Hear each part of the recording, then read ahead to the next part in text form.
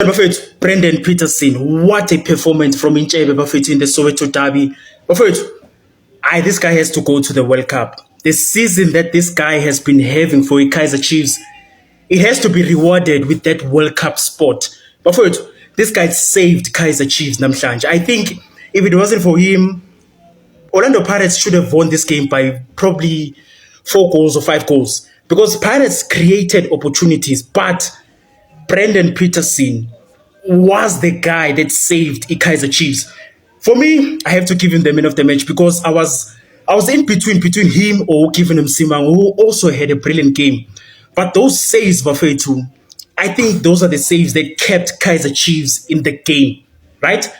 Kaizer Chiefs, Bafethu, actually they put in a good shift today. I felt like at some point they could have gotten the better of the Orlando Pirates, but it's a valuable point. Also thinking about the last derby where Kaizer Chiefs were embarrassed. Namhlanje Bafethu, I think they put in a solid shift.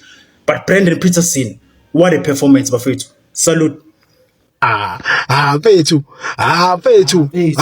ngeke mina mfethu nginendaba noma ungalwa wena noma ungathini mina mfethu nginendaba noma ungathi akuyena okade edlala anginomsebenzi nawe mina ngenza ivideo la izolo lezo mfethu into ebonwa naye mina mfethu into ebonwa naye mina ukuthi ayikho into engenziwa uMbuthuma and opponent imlindele uMbuthuma kusasa ngisho kanjalo izolo kade ngenza ivideo opponent imlindele uMbuthuma and ayikho into azoyenza yini lazoyenza kwiKaizer Chiefs emhlulu kumenza kuyenza kuRichards Bay yini lazoyenza kuKaizer Chiefs qalisa uMahopho umdlalo umuntu oyihlupha idefense uzo defend lapha very yasolo kwayena kuma pre-match interviews ubekade ekhuluma ngakho ukuthi kuzodlala low block uyasuspect ukuthi izodlala low block so awufaki ngani kumuntu ozozohlupha umuntu ozozohlupha ama defender yabo umuntu ozozoflika amabhola aqhamuka phezulu wonke uzoqala not ukuthi uMbuthuma uyabheda akabheda uMbuthuma no akabheda uMbuthuma he's a good player but emidlalweni kanjena qalisa uMahopha wenzeni kuMbuthuma umnikeza 70 minutes wenzeni uMbuthuma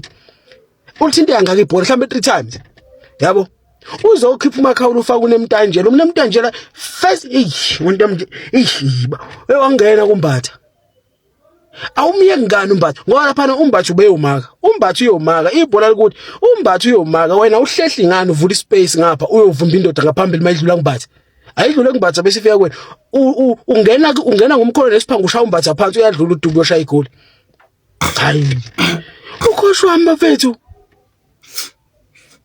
ekugcineni mina mfethu bengiyisola ukuthi iRichards Bay izodlala idraw neSundowns bengiyisola ukube siwinile ngabe siphambili manje ube siwinile ngabe siyena upper hand kwileague yabo mfethu ukhoshwami. Alright, Kaizer Chiefs and Orlando Pirates share the spoils at the FNB Stadium in the Betway Premiership. Ayikho into emangaza ngalento into ebengivile ngilindele le. Called it in fact. Those that know, but asikho lapho manje. Let's talk about the game real quickly. I-approach ye-Kaizer Chiefs abanye mhlambe bangayisola bathi iyindida ke le approach cha ayona indida le. It actually makes sense. Because you need to consider the fact that you are playing against the best attacking team in the Betway Premiership this season.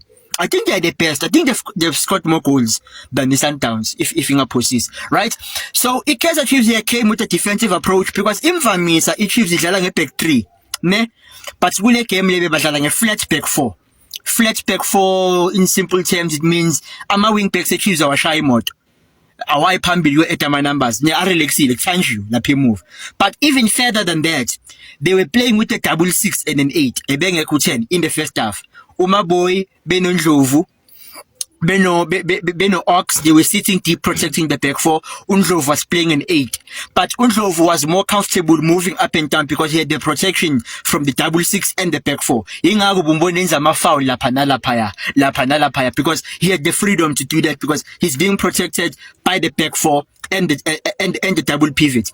But even further than that, Upule Modi benawandile Duba bebashaya double duty kule game namhlanje. Bebashaya double duty in a sense that they had to provide support for Ulilepo, but in most cases in the first half, they had to drop deep and provide cover for Ama wing backs with Chiefs. And by doing that, they neutralized the Pirates. They neutralized Umfugeng, they neutralized Oswena Police, which was very important because once you neutralize those two danger men, the Pirates is not playing as it should, because Umbatha has no one to combine with, Ucash has no one to combine with, Ama wing backs Pirates, in this case Hoto, Nosibelebele, have no one to combine. It becomes so difficult for a Pirates to play their normal football once there are two creative players have been neutralized. It even got worse when Umremi got injured, because that means the speed on the left hand side was eliminated. Upule Modi had it easy. That's why Usibelebele was the only one really bothering Kaizer Chiefs, because he was the only one offering pace on the right hand side,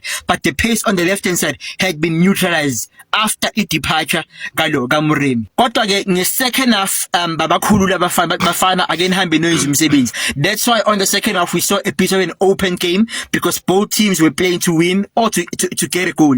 Chiefs ya release uDuba, ya release uModi, ya release uDa Silva, ya release uMduduzi Shabalala. That made the game a bit more open. That's why amathuba amaningi ne game ibe mnandi kakhulu nge second half. But great display by Kaizer Chiefs. Ankhali thina umsebenzi siwenzile, sekukubo ke laba basemhlathuzi ukuthi benzani, engabazophuma yini lapha emhlathuzi. Awubeke ndivone abanye bebebhizi bengena ku-inbox wami, hayi kaloku nilidrophe i-points nina kwikhosi, ngoku ke Sundowns yadlula silinde ividiyo, lila kaloku yenza ividiyo, khala. Ndikhalela ntoni? Why calling? I don't just call kaloku inye team esikompyutha nayo apha eSouth Africa team i-Sundowns qha. So after le draw yethu nekhosi ndaqomba okay manilinde kudlale le team sikhompyutha nayo, andinangxaki nezinye. Izinto zalapha ebholeni are not guaranteed yet. Le draw ye-Chiefs ne-Pirates ibizaba buhlungu if i-Sundowns ibiwinile. Ngoku ke we are still kule ndawo esikuyo. Ngathi ke ndifonele i-Sundowns ndibaculele enye ingoma, ikhona enye ingoma endizoyireleasa, ndistrong ngengoma ngoku. Ndiye-studio ngoku. Hello sisi, cela uzazi office Mamelodi Sundowns yazo? Oh okay good. Yes uthetha naye nguye Tumelo Drom, i-speak person sabalandeli be-Orlando Pirates ne-president yabalandeli bebhola Africa yonke jikelele, every Africa. Tango Richards Bay, Tango! Sisekulanda besikuyo, asitshintshanga, sisepha number 1. Sorry? No sis, no sis, ndiyazi uba besingadlali nani, besidlala ne-Chiefs, sisadlala i-draw ye-1-1, nani nadlala i-draw ne-Richards Bay ye-not. Uyayazi bithetha ukuthini loo nto? Mamela ke ndinengoma endiyoyikhupha estudio ithi, we are still in position 1 where we belong. Danko Richards Bay, you have done the things. Uyayithanda le ngoma yakho? Usekhona? Utropile. Danko Richards Bay, Danko! Ngayisho kodwa lento le. Kwathiwani hayi une-agenda. Buka nje, 1 shot on target, 1 goal. Ibizwa ngani leyo nto mfethu? Shothi ama-defender akho mfethu kade ekubhekelela wena mase sekumele ushow up. Sulele passage. Bafethu mengisho lezi zinto kuthiwa ngine-agenda mina. Kodwa-ke bafethu hayi, what a game. Mina ngi-enjoyile igame bafethu. Ya phela mfethu bengifuna 3 points. Kodwa phela mfethu ayibe mnandi igame. Angikhali ngalutho, ngikhala kakhulu ngedelay le ukuthi igame ingaze iqale late kanje mfethu. Kuyini kanti? Enye Grant Peterson beyideserve le man of the match. Udeserve nokuba kubafana nje mfethu. Lelo culo ke hayi. Khathele nokulicula manje. Umadala ubekhona. KwaMastands ubonile ukuthi Peterson umkunzi bungapha endlebeni. Credit mina ngizothanda mfethu ukuyinika co-coaches mfethu. Babonile ukuthi previous game ngeke sasivuza. This time silalela no mid-draw nje mfethu, sibashaya ku-transition, sibashaya nge-counter waya. 6 defensive players and isebenzile leyo nto. Yize ke iPirates biba wasteful njengenjwayelo mfethu ombutho masiyabazi. Yabo. Kodwa phela ngeke ngithi bebe wasteful, uPeterson ube blind. Yabo. Mase ayiwandile bafethu. What a player man. Lapha usebenzisa ubuhlakani nje mfethu, walinda ukuthi umuntu azafike. Tsepin nets, 1 shot, 1 goal. Yebo. Lapha mfethu ku midfield mfethu ngeke bafethu. Umabuwa benonemtatshela abadlali abablind yabo. Technically gifted ama midfielder right. Kodwa bethi game yabo kushoda into eyodwa bobabili. Sho itechnique yokushutha abanayo. Midfield enjani mfethu ongenayo itechnique mfethu. Angiyazi itechnique ya John Wick. Hayi, kabe ngiyamsungela. Eyamabuwa ngiyazi nayo. Maybe improve lapho bangaba blind mfethu ngoba oTebs abashutha ombule ombatha siyabaza ama technique abo alende. Yabo nje bethu namanye ama midfielders bayakwazi ukushutha yibona nje. Ayoduba bafethu awudlalile mina bengipredict ukuthi kuzokora yena our assistant. Ama predictions ama be wrong. Ayigame ibimnandi bafethu ayangikhali kakhulu. Ndlovu yewena Ndlovu bafethu usekhohlena nokuthi wake wayidlalela iPirates usefuna ukusibulala bosiqeda nya. Yeah, igame ibe right. I just hope ukuthi uMoremi lento yakhe injury yakhe ayikho serious. Ngoba kusamele kusibuziwe kwiStellenbosch. Kubi. Yeah man, ngibonga nokuthi nje akekho umunye umuntu olimele kwamathimu ethu ngendlela right. Siyabonga bekuyiSoweto Derby. Hayi lokho kunye sakubona ngoFebruary. Orlando Pirates 1, Kaizer Chiefs 1. I will talk more about the tactical approaches of these teams probably tomorrow. I was not watching the game from home, so I was a little bit distracted. I want to ask a question. As a team that is in the title race, the Orlando Pirates, do they deserve to win the league according to how they played today? Yeah, we do. I say deserve the league. Namhlanje was one of their must-win games as a team that is in the title race with Mamelodi Sundowns.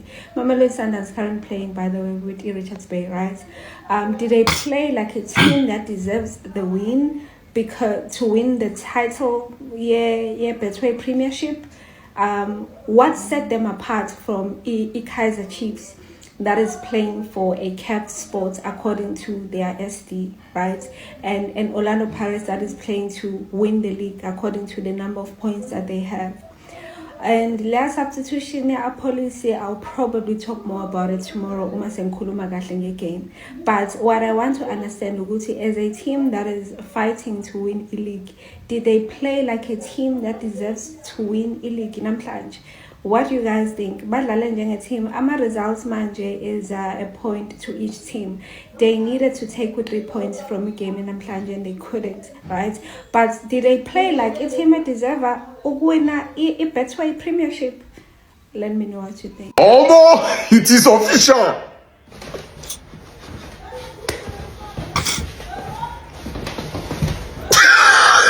Kaizer Chiefs came with anger issues. What happened? Ndlovu, my boy, you want to break my boy's head today. You want to break Mofoken's head today. They carried all their milk shield, built up the milk shield for today. Chineke. Hey, Peterson, Brandon the Peterson. Omo, just get ready, pack your bags for the World Cup. Class A. What an amazing game by I cannot coagulate. Come on. But then you ask, that's a police goal. Was it not a goal? Do we need VAR here? Omo, I need my eyeglasses. Because guys, but at the end of the day, Kaizer Chiefs, you were lucky. Had it been Orlando Pirates had a very good striker, as in a good striker. The young, you already know the result now. Next season, you find out. Sorry, you no be me talk. But then, what an amazing game. 88,000 plus fans watching this game today. And you think it's a joke? Big congratulations to South Africa. Big congratulations to the entire continent. That's what we're talking about. But then you ask the question, Pirates, can you really win this league this season? Everywhere is blurry. You don't blur. Omo, you go choke. Futhi ngixolele ukuthi lokhu ngidonsa amafinyela kaningi ngiphethwe iflu. And enye into esho lo mjida mfethu ukuthi aboNdlovu naboMabowe, they were especially uNdlovu mfethu. I don't understand how uNdlovu uphume kula game engatholanga ikhadi. Angazi kanjani mfethu. But then yabona, and then you'll have people saying abongile Tom Pirates ambongile Tom. After today, you guys still think ukuthi abongile Tom usebenzele Pirates. And I'm not blaming the referee, get wrong, but amanye decision, even equal like police, equal le bro. That's a goal in first. As much as it's happy with the centers, but you drop my points now match. I'm stressed out because Milan person man it's in abantu in control because ngama goal is the leader. Milan person man we are comfortable. We're only hoping we make it to Eastern Point. Then after that, it's smooth sailing. Yeah, it's gonna be a hard couple of weeks in phase two, and I don't know what leak at this point because I look at Sundowns and now they look like a team that can drop points, and they did drop points now in phase. So I can't say phase two good leak I can't say phase leak so it's hard and phase. I'm just like I'm just watching phase but. I mean, I'm fit ngithandanga lidaba namhlanje fit, I'll be honest. It be right in faith, but ayona lento bengi-expectile, and even though ngazi phela ukuthi i-Chiefs ngeke phethe siwork all over i-Chiefs, like we still need to remember ukuthi this is Kaizer Chiefs. Like you can't just learn the Chiefs and expect ukuthi bashaya ngofoni. No, but no faith, like besidinga mfethu le win mfethu, besidinga le win, like we needed this win. And even I feel like ucoach kube mfethu ukuthi makulimala umremi waphusha uHotho ayiphambili yena afaka uNdaba lapha. Undaba shaya u3 kahle. Undaba defend la because lapha phambili mfethu besidinga ipace kamremi or uHotho afaka uTito. uTito someone simaziyo ukuthi Tito can run to save his life. uTito ufana noNdaba, they can't run to save their life. Baslow labantu laba but they are good footballers yabo. So nje yeah, so right now I need to make a video sometimes, but please make sure we comment and subscribe, and I'll see you guys. I'll see you guys in the Sundowns.